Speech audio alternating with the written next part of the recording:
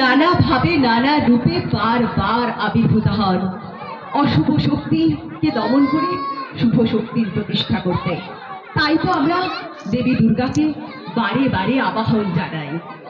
অসম্ভব সুন্দর নৃত্য পরিকল্পনা আমরা দেখলাম ঝঙ্কার গোষ্ঠী, সেই সঙ্গে খুব সুন্দর আমরা নৃত্যের উপস্থাপনাও দেখলাম।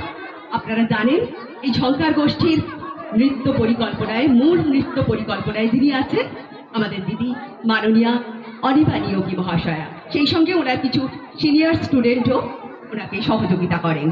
আমরা পরের নৃত্য উপস্থাপনায় চলে যাচ্ছি। মহিষাসুর মর্দিনী, একের পর এক সুন্দর চোখ ধাঁধানো, মন ছুঁয়ে যাওয়া নৃত্যানুষ্ঠান আমরা দেখব। আপনারা সবাই উপভোগ করুন। কি এই যে ছোটরা খুব কথা বলছো, ভালো লাগছে তো? হ্যাঁ, আজ কিন্তু একটাও কথা আমি শুনতে চাই না। আজ এত সুন্দর অনুষ্ঠান, বলতে হবে কিন্তু দু লাইনে বলতে হবে কেমন লেগেছে। শুধু একটা শব্দে ভালো লেগেছে এরকম বললে হবে না, দুটো লাইনে বলতে হবে। কেমন? ভাবো, এখন থেকে ভাবতে থাকো। মাইকে বলতে হবে, এত সুন্দর সাউন্ড, তাই না? এই সাউন্ড, লাইট, স্টেজ, কি সুন্দর ঝা চকচকে ব্যাপার। একেবারে যে কোনো বড় সড়ো ধরনের